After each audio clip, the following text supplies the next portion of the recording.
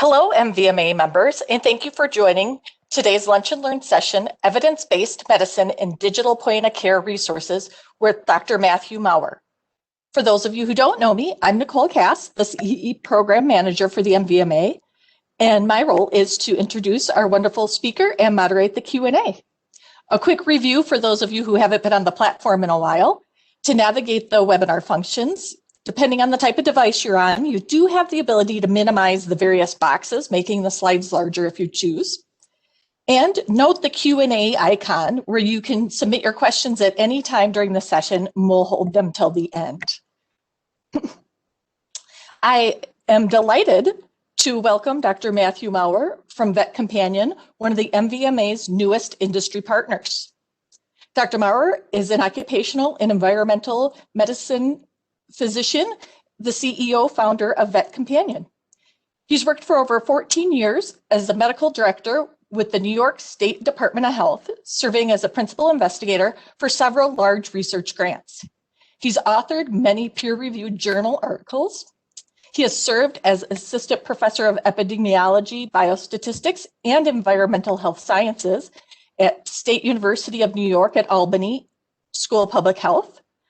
Dr. Maurer has worked as a member of the core editorial team for an evidence-based clinical point-of-care resources offered by a global medical publishing company, where he gained valuable experience in the rapidly growing area of mobile and web-based medical decision support products. He served as a key editor for an electronic order sets product designed for use by hospitals and physicians, an electronic medical records program. Please go ahead, Dr. Maurer.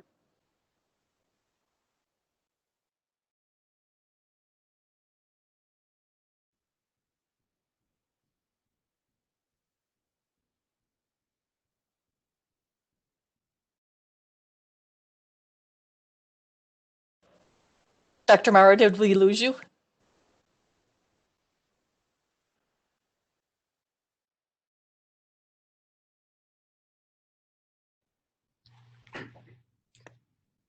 Back. I think you lost me there for a moment. I apologize. That's okay.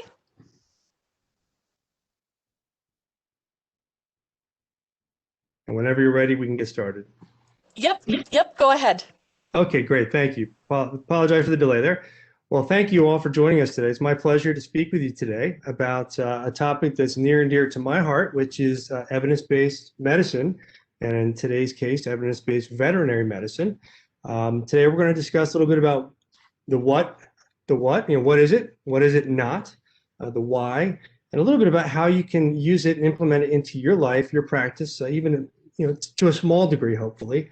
And hopefully we'll dispel some myths today and get you on your way with a little what we're talking about when we talk about evidence-based medicine. So just a very brief background on where I'm coming from. I'm currently the CEO and editor-in-chief of Beck Panty, which we'll talk about in a bit. My distant history, my distant past, I was a medical director with the New York State Department of Health and their Center for Environmental Health. And I served over 10 years as director for their World Trade Center Responder Health Studies, where we were studying the health effects of exposure to the World Trade Center disaster in our New York State responders, employees, and National Guard personnel who respond to that disaster. I also served as an assistant professor at the State University of New York at Albany in their Department of Epidemiology and Biostatistics, and with a dual appointment in the Department of Environmental Health Sciences. I later went on to serve as a medical editor with Elsevier, a global medical publishing house, working on their digital point-of-care resources, including First Consult, Clinical Key, and their order sets products. And more recently as co-founder of Vet Companion, a digital decision support resource for veterinary professionals. So again, my background has really revolved around issues pertaining to evidence-based medicine, my entire career. So this is, again, an issue near and dear to my heart. So what is evidence-based veterinary medicine? Well, the definition here is very simple. It's the use of the best relevant evidence in conjunction with clinical expertise to make the best possible decision about a veterinary patient. Now, that's the definition. But I'd like to start out talking about what it is not. What are the myths about evidence-based veterinary medicine? Many of you are coming to this talk today with anywhere from no knowledge about it whatsoever. You might be a little bit curious about what this is. Some of you may have a bit of knowledge about it and may have some skepticism. Perhaps some of you are coming to this talk with a great deal of skepticism about evidence-based medicine. That's okay. That's completely understandable, completely understandable and completely acceptable. This is a topic that is not well understood.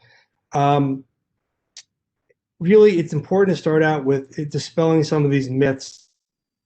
So the first myth that I really want to get to is you can only do something if it is evidence-based. This is a common misconception. This is absolutely not true. We're all familiar with the idea of practicing the art of medicine. This is true in human medicine. This is true in veterinary medicine, and is still alive and well in medicine in general. There's many topics out there in clinical medicine that we do not have a lot of evidence for. We may have no evidence for. We may have only equivocal evidence for. So let's keep that in mind, because this is not an issue where if there's no evidence for something or not a lot of strong evidence, you really can't do it. That's not the case. We're still using this as a tool to inform your clinical expertise. So keep that in mind. The second myth I want to dispel is that it's a new fad, a trend, or a buzzword. This is also most definitely not true.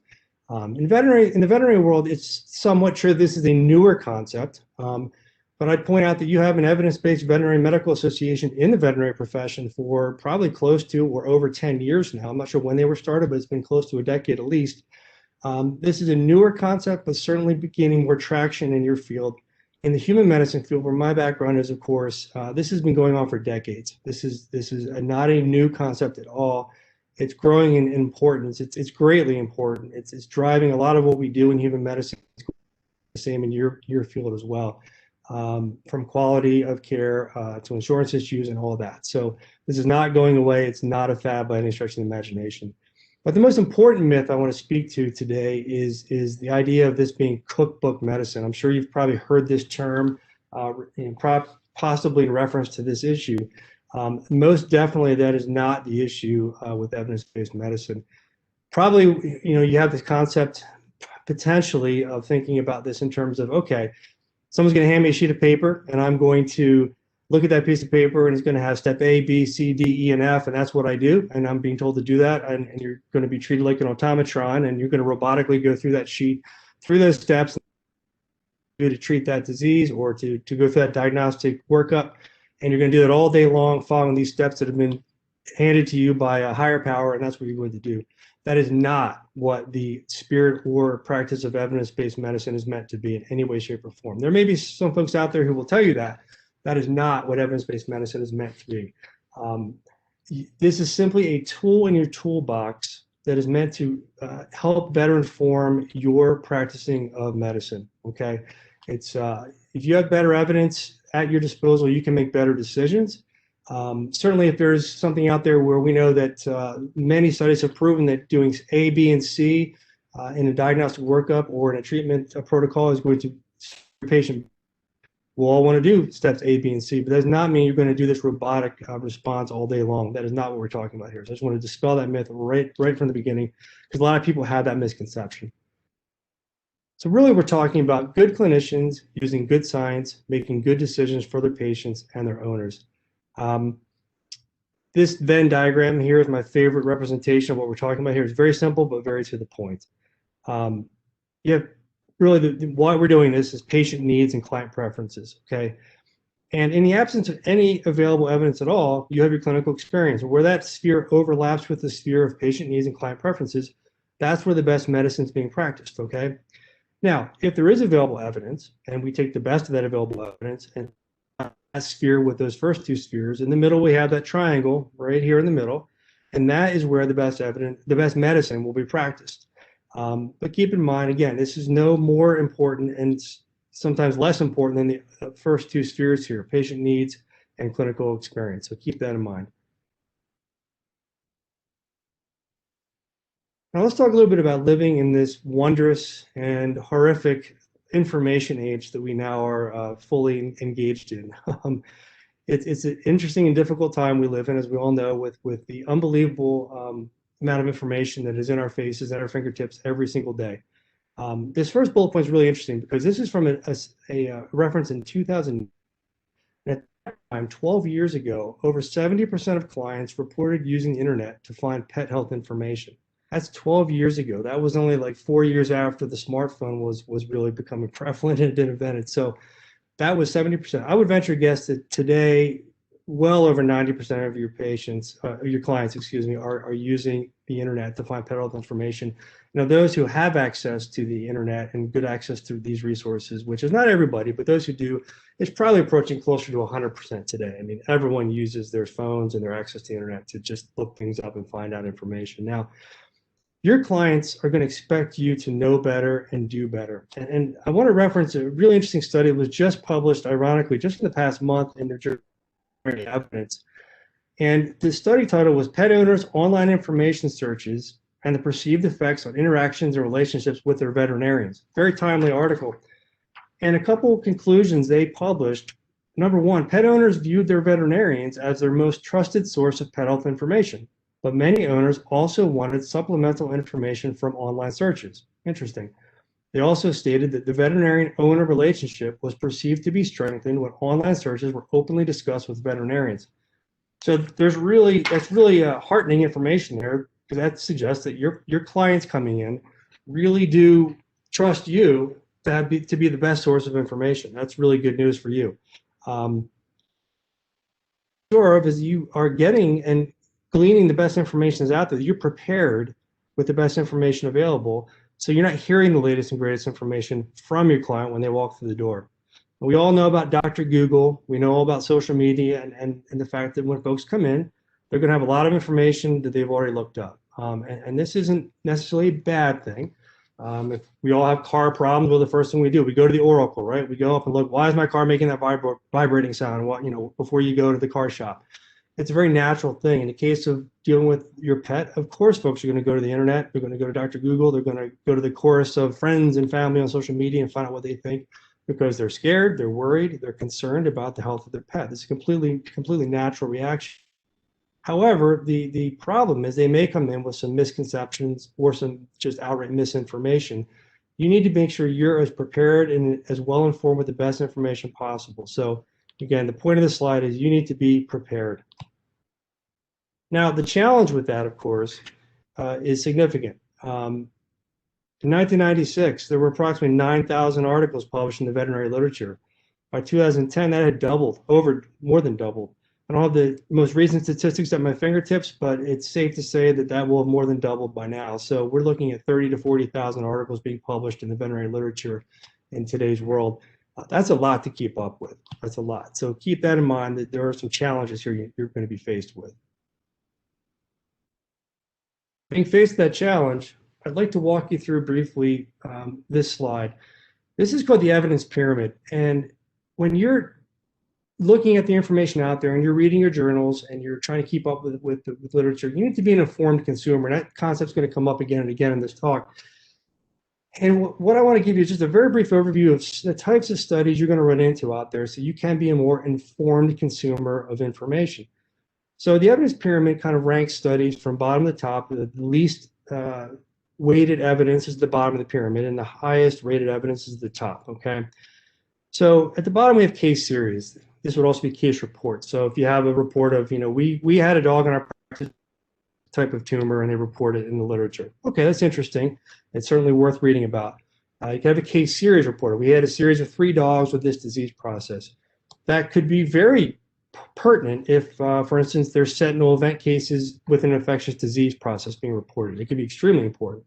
Not to dispel that these are not important reports, but there's certainly a lesser grade of evidence than some of the ones we'll talk about towards the top of the pyramid. The next level of evidence are what we call observational studies. That would be case control studies and cohort studies. A case control study, very briefly, is where the researchers they identify subjects with a given disease. Then they identify controls without the disease, and they'll look at their exposures that the 2 groups have and try to identify differences in their exposure levels and see what associations there may or may not be there. A cohort study kind of flips that model, and what you'll look at is a group with a given set of exposures and a control group without those exposures. And that, you'll look at it 2 ways. You'll either look prospectively into the future and see if they develop a set of diseases, That would be a prospective cohort study. Or you may look retrospectively into the past and see, did the exposed cohort develop a given disease at a higher rate than the control group? That would be a retrospective cohort study. These are used very commonly in epidemiology, for epidemiological studies. They're very important types of studies to use. But again, in the grand scheme of things, they're a little bit lower in the evidence scale. So just be aware of that. Now, a higher rigor, we're getting to the level of higher rigor here when we get to randomized controlled trials. You'll be more familiar with these types of trials. This is what we're talking about, say, if a drug company is studying a drug and its efficacy for a given disease process. So this might be a situation where they're studying a given drug and it's relative to its efficacy against a placebo. So you might have 100 subjects, and they're going to randomly assign subjects to 50 subjects to get the drug and 50 subjects to get the placebo. And the researchers will be blinded to which subjects received the placebo versus the drug, and they're going to compare their outcomes to see if there's any impact on the disease process they're studying. Study the efficacy of drugs or things like the COVID vaccines and things of that nature. These are much more rigorous studies that you want to see. So again, this is a higher level, higher order of study, kind of the basis of much of what we do when we're studying different things like that. Now, slightly higher level here, but slightly different type of study, we'll say, but it's more of a different type of research, is guidelines and consensus statements. Not really research per se, but it's where you have a panel of experts formed by a group like AHA or AAFP or ACVIM, and they're looking at promulgating a set of guidelines, for instance, on vaccination recommendations or on treatment of feline diabetes or whatnot. And they'll look at all the literature and assess the literature and determine what is suggesting, and the panel of experts will then determine what the literature is suggesting is the best course of action, and they'll put together a set of recommendations or guidelines. In the absence of adequate literature, they may then decide, okay, we're going to use our best expert opinion to put together a set of recommendations, or they may blend the two together, and there's varying degrees of how strong those recommendations will be based on how much expert opinion they're using versus how much evidentiary information they're using from the literature. So this is guidelines. Because they're looking at the broader literature, they do have a level of strength we have to take into account. And finally, at the top of the pyramid here, you see systematic reviews and meta-analyses. Now, when you see this in literature, if you're reading a journal, these are very important studies. These are the ones that have the highest level of weight on this evidence pyramid, and there's a reason for that. A systematic review is where the researchers are looking at a given association, perhaps between a drug and an outcome, a disease outcome. And they're going to look at a bunch of studies. They're going to say, how many randomized controlled trials have been done in the literature to look at this association? And they may identify, for instance, 50 studies that have looked at that association. And they're then going to assess those studies for how many of them are reasonably high quality. Maybe they identify 40 that are of acceptable high quality. And out of those, they may determine that 25 or 30 of them show that there is a positive outcome from using that drug on that disease condition. That's pretty potent stuff, because what you're saying is that 25 studies or 30 studies, whatever the case may be, have shown a similar outcome, positive outcome on that disease from using that drug. That's a lot stronger evidence than just saying we have one randomized controlled trial that showed this outcome. So keep that in mind. It's more rigor there because you're seeing a trend in the literature, as it were, and they've looked at it from a more rigorous standpoint, their systematic review. A meta-analysis, if you see that terminology, is really just a higher order level or type of systematic review where they're doing a more quantifiable data analysis of the data from those studies in the systematic review. So they may do a pooled analysis, it's called, of the data from all those studies and actually reanalyze the data in a pooled format. Not to get into too much detail here, but that's just a higher order, higher level, even better level systematic review. But they're both very strong studies. So when you're looking at your literature and reading a journal, please don't look at a case series of 7 or 10 animals and give it the same weight that you would to a meta-analysis of 45 or 100 studies that both point to the same thing. The drug A is having a positive impact on disease B. They shouldn't be weighted the same way in your mind when you're reading those two different studies in two different journals. So that's the takeaway point I'd like to give you here from this slide. Lot to process, but it's a starting point, and I want you to be, again, a little more informed consumer of information. Now, this next slide is a little bit intimidating. I apologize for that. I don't expect you to digest all this information. It's a bit dense, but I wanted to bring it to your attention because this was developed in 2015 by Dr. Fricke, who is a medical librarian at Washington State University. And what she did was basically take that evidence pyramid and revise it from her perspective, or in her opinion, to be based on veterinary levels of evidence, so to apply it to your profession. And this was really interesting, I thought. I'll just run through it very briefly, but she put at the bottom of the pyramid things like in vitro research. Then at the second to lowest level of evidence, she put things like expert opinion, review articles, textbook chapters, other resources such as Venn Associate or VetStream. Then at the next level, she kind of compressed in there, you can barely read it here, I apologize, but that little pyramid to the right, she compressed in essentially the evidence pyramid we just looked at, where you have case control studies and cohort studies and randomized control trials. Then at the next highest level, she put in something she termed synopses of studies. This is things called knowledge summary, critically appraised topics, and best evidence topics. I'll talk about those briefly in a moment, so don't worry about those yet. Then syntheses was a category she used to describe the systematic reviews and meta-analyses I just spoke about a moment ago. Then at the next level higher than that, she coined a term synopses of syntheses, where she placed Beck Panty, the product that I'm involved with, evidence-based, peer-reviewed information is updated regularly. Then above that, she chose to put clinical guidelines to the next highest level. And at the very top of the pyramid, she put something called systems, which is, she terms computerized decision support. This is kind of space age stuff. The next level we're not going to be getting to for a number of years in veterinary medicine, and even human medicine they haven't gotten to yet to any significant degree. This is where you're using SNOMED codes and electronic health records and involving artificial intelligence and machine learning to actually do algorithmic processing of information. This is where we'll all end up someday. And again, it's not robotic per se, but it's going to be more to that in terms of it's going to help you process information more quickly and efficiently. I don't want to get into that today. It's not for today's talk. Way down the line. Now, I'd like to just very briefly share some more information that will help you, again, be a better consumer of information. When groups like AAFP or AHA or ACVM, et cetera, are promulgating guidelines for you, these groups are usually or often using a set of criteria to help them develop the recommendations that they place in their guidelines. And there's a couple that are used particularly commonly, SORT and GRADE.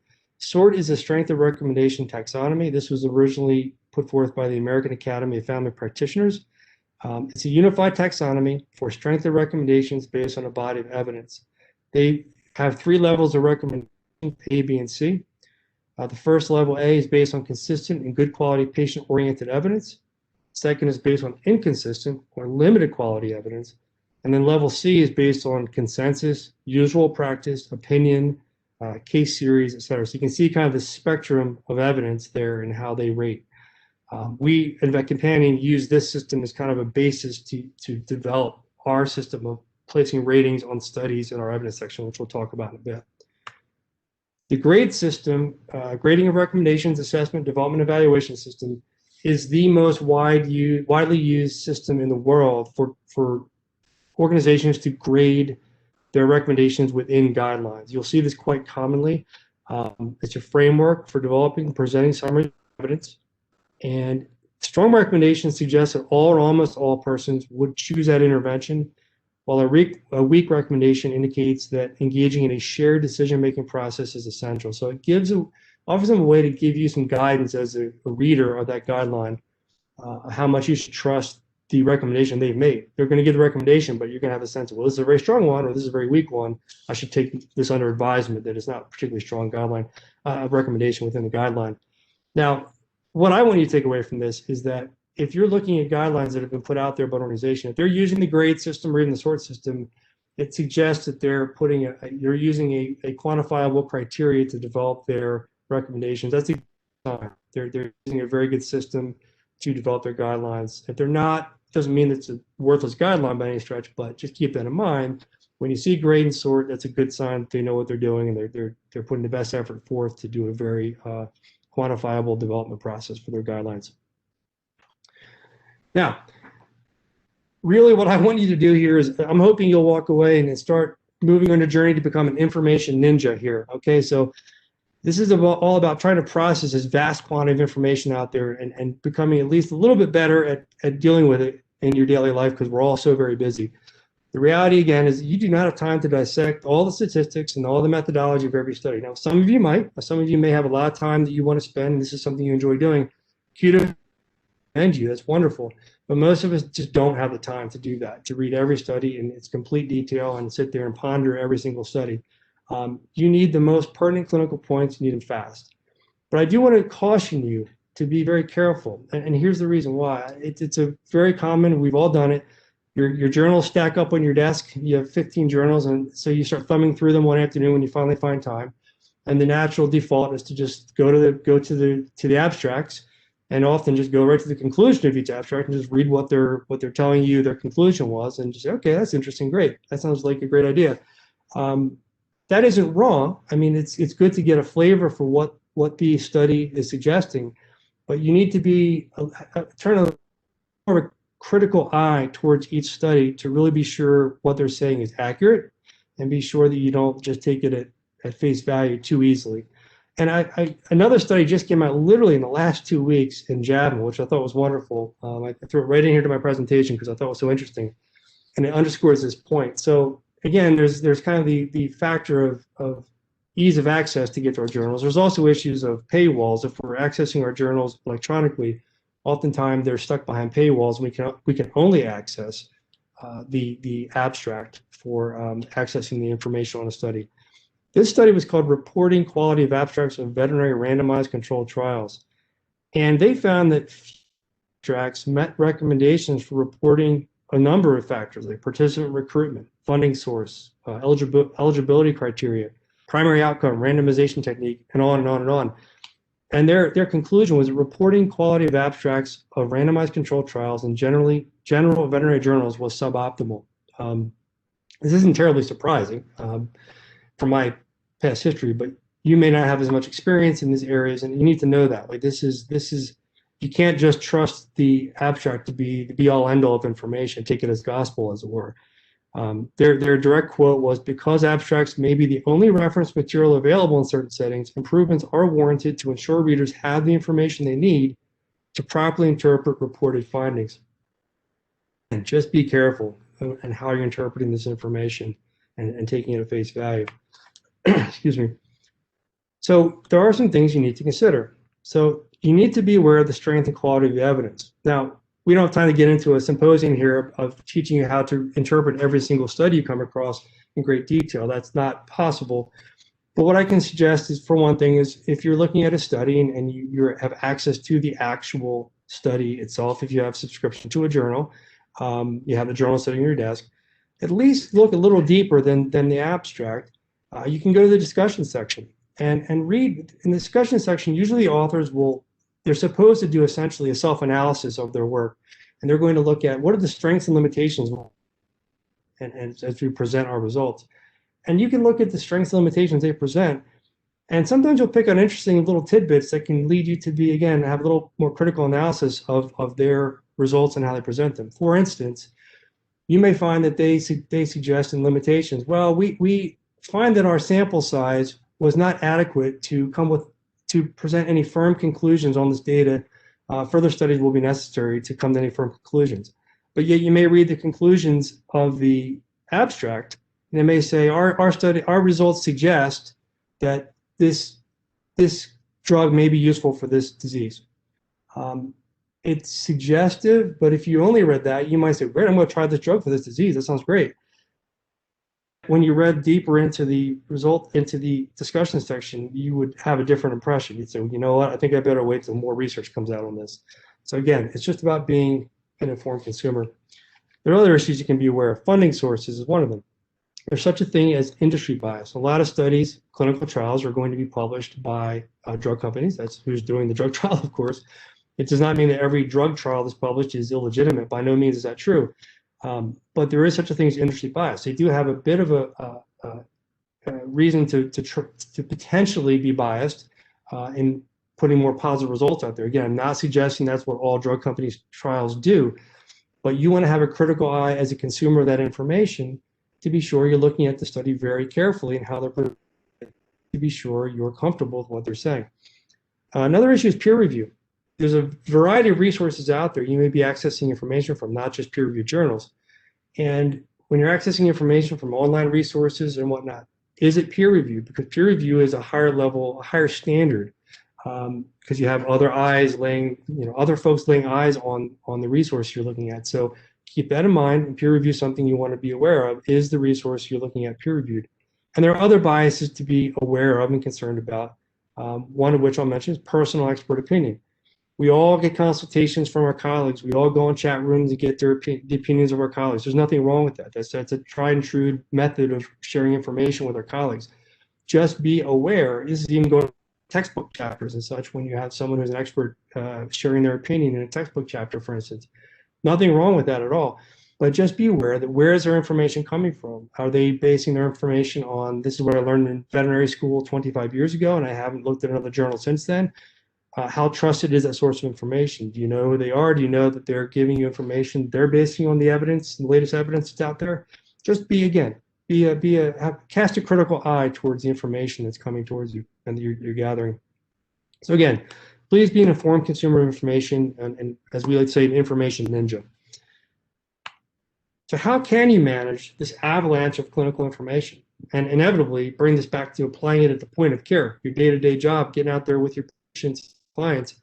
How do you do this?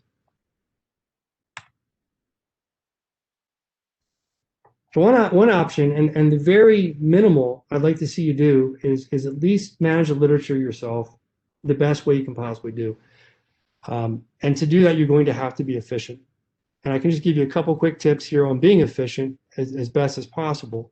Excuse me. One way is to sign up for table of content alerts from the most pertinent veterinary journals in your life. So whatever your specialty is, whatever journals you tend to follow most frequently, you can go on their website and sign up for alerts, table of content alerts, where they'll send you an email at the frequency you desire. It might be weekly, it might be monthly, could be quarterly, whatever you care to receive. But probably monthly is probably reasonable. Oftentimes the journals do come out monthly anyway. And they'll send you an alert with a list of the table of contents for that month. And it'll kind of be a reminder to you anyway of, oh, look, here's the table of contents for this month's journal. You can get a flavor for what's been published. You'll get access to the abstracts, at least in all likelihood. If you have a subscription, you'll be able to get access to the full article. So that's one way to keep up to date on that. And also, please follow your major organizations, AHA, AAFP, ACVM, etc. Perhaps on a monthly basis is acceptable to look for new guidelines and consensus statements when they come out. I'm sure you're touched into a lot of different resources that are keeping you up to date on new vaccination guidelines come out and such.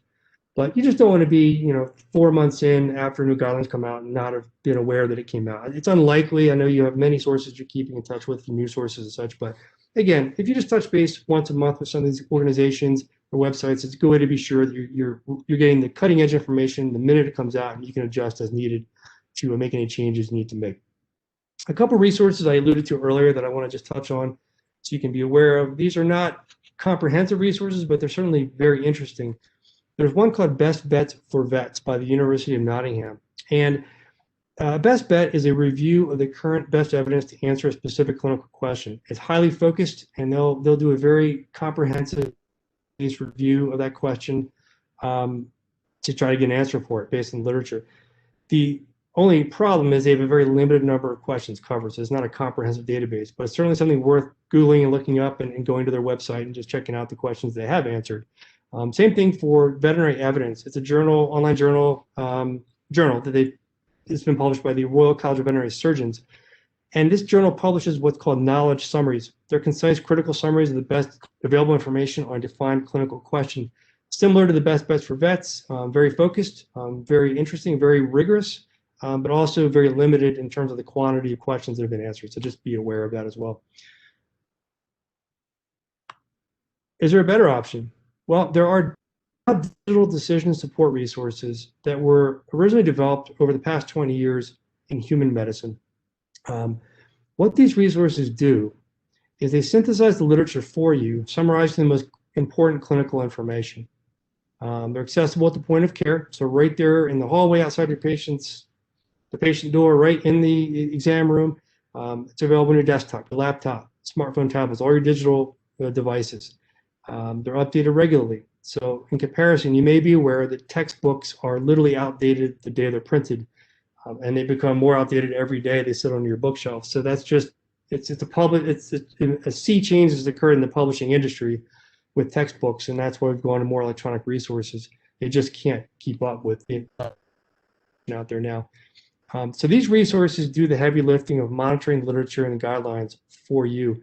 When I was an intern in medicine a lifetime ago, 1,000 years ago, I recall, we all used to carry in our lab coat pockets all these resources and little guidebooks and notes and everything. And we called them our peripheral brain. I'm sure you did the same thing in veterinary medicine. And when you're running up to a call on the floor, you'd be accessing the information feverishly to get the right information. And it was certainly not as up to date as you want it to be. And it was just heavy, pretty heavy. You got a pretty good workout carrying that information in your coat pockets.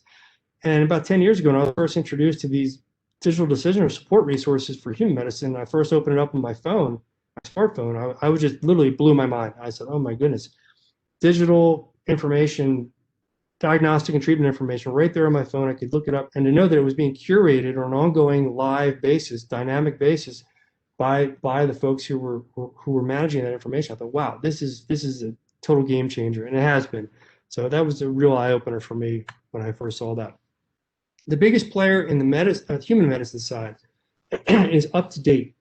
UpToDate has close to 2 million subscribers worldwide. If you go to your family physician, there's a 99.9% chance they know who UpToDate is, and almost an equally likely chance that they're a subscriber. Over 80 independent research studies, this is reported by UpToDate, mind you, but over 80 independent research studies have demonstrated that their product has been associated with improved patient care, hospital performance. Really, it's all about outcomes, right? And that's what we care about. And UpToDate's been around long enough now. They've been able to have this many research studies look at this, and they've been reporting significant impact on outcomes. It's been impactful. So they're showing an impact on improved learning, better clinical decisions, improved quality of care, improved patient safety, increased efficiency, and even decreased mortality. So use of these resources is actually making a difference, which is really, really interesting to me. At the bottom of the slide, you see a couple other notable resources that also they compete with UpToDate. Dynamed is one, Clinical Keys another. There are other resources out there as well. But this is what's been going on in human medicine for really, really big time the past 10 years, but even the past 20 years. So that brings me full circle to Beck Panty, which is the resource I'm involved with. My co-founder, who's the veterinary internist in Houston, we've co-founded Beck Panty to bring this kind of wow factor to the veterinary world. And we are the only veterinary point of care resource modeled on those human medicine resources. We use the same model, took the best from several of them that we thought we could implement and develop into this product to bring the best of that world into the veterinary world. So what it provides is clinical answers, exactly what we needed, saving you time. It's really clinical summaries being provided in an instant. So it's concise, evidence-based, keeping on the theme here, and being updated regularly, so that dynamic resource. It's instant access, point of care, so mobile optimized on your phone, your laptop, your tablet, etc., just like the human medicine resources.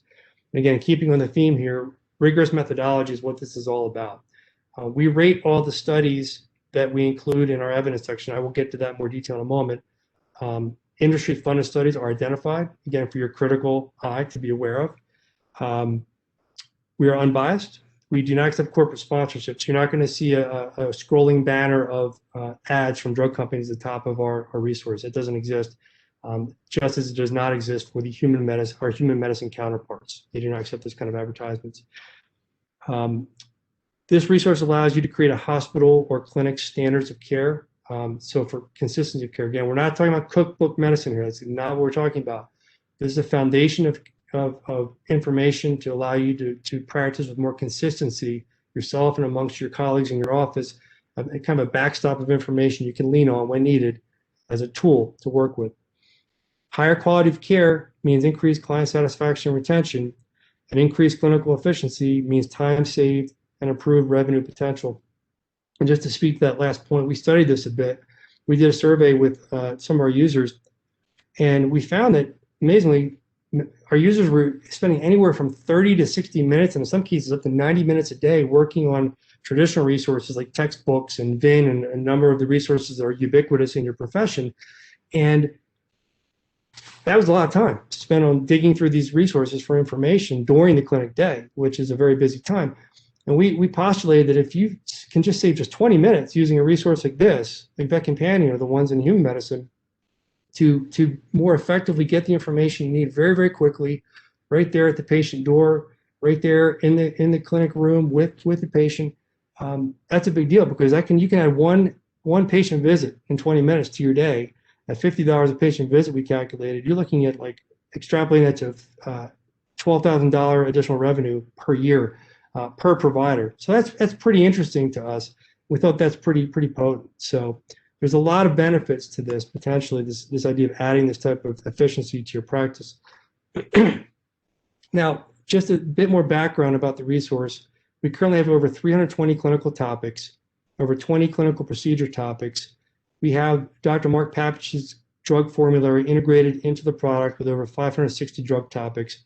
His new 5th edition was just released, and we're in the process of beginning to upload that. So in the first half of this year, our users will have access to the 5th edition of Dr. Papich's formulary. We also have hundreds of client drug information sheets, which are also Dr. Papich's, which will be available, and we'll have the new versions available soon as well. We have conversion tables available for our users. And in the future, we will be adding what we will be calling VC decision trees. These are clinical decision trees to help you through some common algorithmic thought processes for certain diagnostic decision processes or certain treatment decisions. Now, getting back to the evidence here, these are some of the resources that we use to develop our information in our clinical topics. This is not an exhaustive list by any stretch, but some of the common resources we work with include PubMed, and then something called CABI VetMed Resource. This is essentially the veterinary version of PubMed. We use that for everything.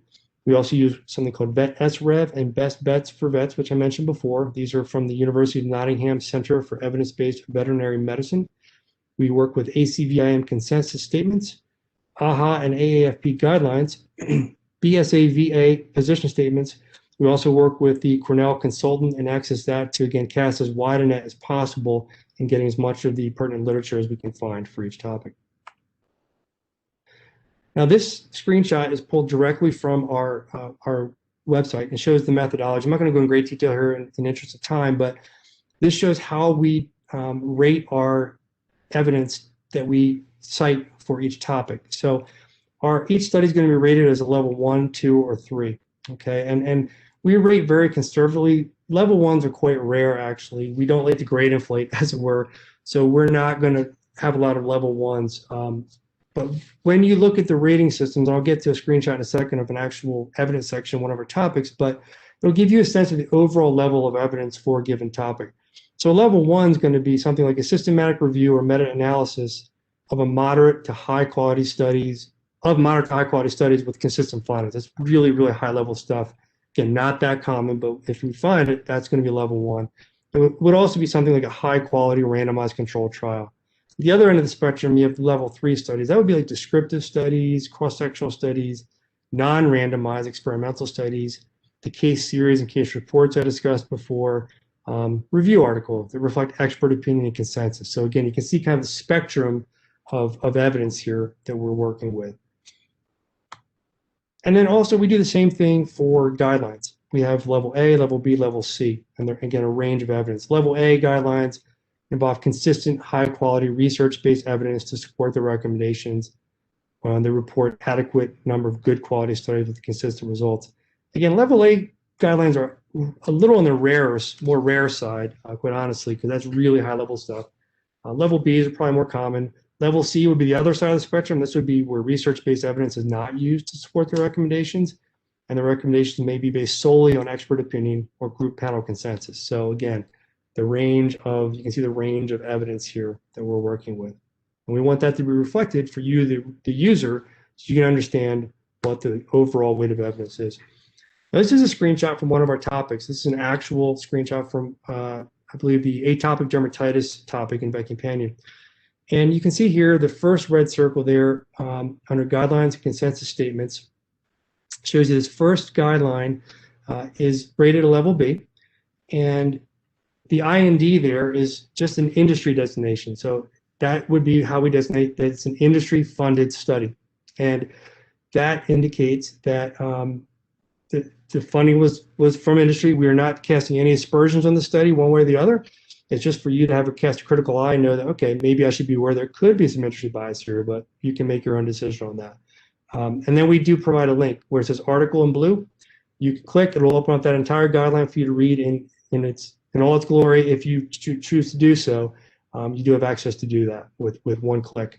The second red circle under systematic reviews and meta-analyses, there we have one of our rare level 1 studies, and again, industry funded. And in this case, we don't have access to the full study because it's behind a paywall, so we provide you access to the abstract. If you happen to have access to that journal, then you could click through to the full study itself, the full article, I should say. And this is a screenshot from a different topic. I believe this is ureteral disorders, and this shows you a different type of topic where it's less well evidenced. There's only one guideline that's pertinent to reference here. My first red circle shows you none available. There were no systematic reviews that were pertinent for us to reference for this topic. And most of our evidence is in the level 3 category down below under other studies reviews. So again, you can kind of get a sense that the evidence is a little less rigorous for this topic. And I just want to point out one thing here where I've underlined in red Plum's veterinary drugs. As you can imagine, Plum's technically could be qualified as a competitor to our product, but that has nothing to do with how we go about our business here in performing our literature reviews. We look at all the best evidence that's out there. So when we review the literature for dosing for medications in each of our clinical topics, we take into account not just Dr. Papage's formulary, we look at Plum's veterinary drugs, we look at pertinent textbook chapters, we look at pertinent review articles, pertinent guidelines, everything. And then we'll come up with what we believe to be the most appropriate dosing regimen to include in our topics. So just wanted to be aware of that we do include Plum's veterinary drugs dosing in all of our citations and topics as appropriate. A few very last points here. I've mentioned peer review earlier in the talk. We do have a panel of specialists who provide peer review on all our new topics. We do have an editorial board who provide us important feedback, and all members sign a conflict of interest form declaring they are not involved with any commercial interest in the veterinary field in any compensated role, again, to maintain that lack of bias. And again, I just want to stress the content currency. As I mentioned with our counterparts in the human medicine world, our content is updated on an ongoing basis. This is a dynamic resource where this is being curated. Look at each topic as a living document, essentially, that's being managed in the background for you. And this is a screenshot of our public website. I just wanted to point out that where the red arrow is, that methodology menu item, later on, if you're interested in reading our methodology in more detail, you can click that and it spells out everything transparently in great detail. You can look at that. And where I have the red circle down below in the right-hand corner there, if you click the Explore button there, you'll be able to open up a complete Beck Panty topic from top to bottom, read the whole thing, and also see the entire evidence section. So you can really see what a whole topic looks like and how an entire evidence section looks like. So putting it all together, I come back to our lovely Venn diagram here, which really, again, so beautifully puts it all together. Again, patient needs and client preferences overlap with your clinical experience. And whatever evidence we've got, the best available evidence, they overlap in that central triangle, which is the best decision for your client and your patient. That's what it's all about. Where we come in, Vet Companion, or any of the digital resources out there in the human medicine world or the veterinary world, is helping you have the best available evidence to help use as a tool to help inform your clinical experience in helping provide the best care for your patient and their needs and your client's preferences. So in conclusion, I hope that this very brief whirlwind overview has not confused you further and maybe given you just a little bit more confidence that you can, in fact, implement some of these evidence-based concepts into your practice to improve further the quality of care you're giving and give yourself a sense that you're doing the best you can to keep up with what's out there. Why does it matter? Well, if I ended my talk right here with this first bullet point, I think we could all agree this is all that really matters. You can provide better patient care with improved outcomes, and that's what really all that matters. So that's good enough for me. But there are some other peripheral benefits. You can build trust and loyalty with your clients. That's a nice benefit. You can decrease your liability risk by establishing standards and consistency of practice. Again, another important benefit.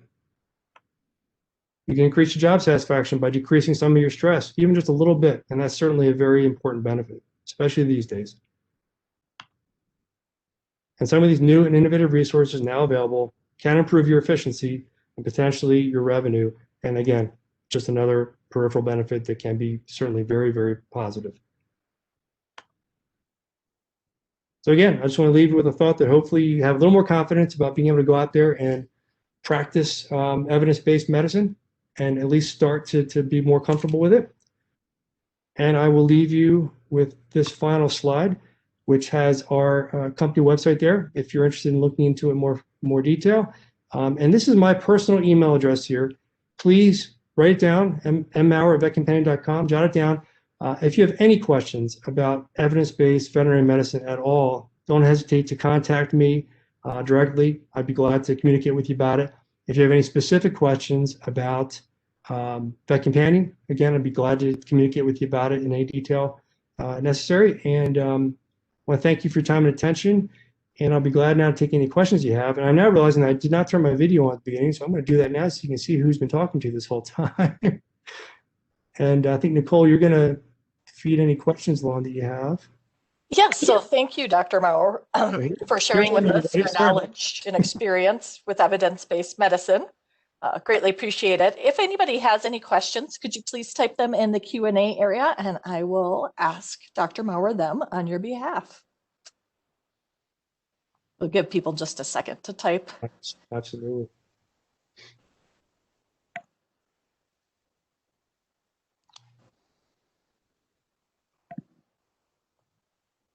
Have some people saying thank you.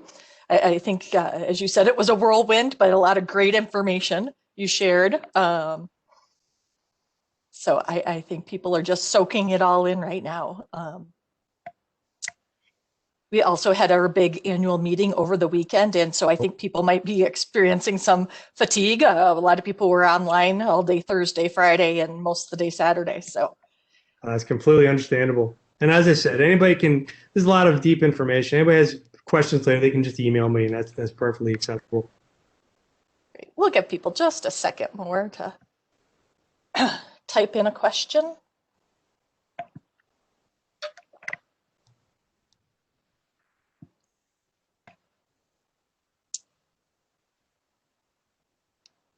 Well, I'm not seeing any more questions at this time. Again, Dr. Maurer, thank you so much for your time and knowledge today. And attendees, members, we thank you for your support and joining us today.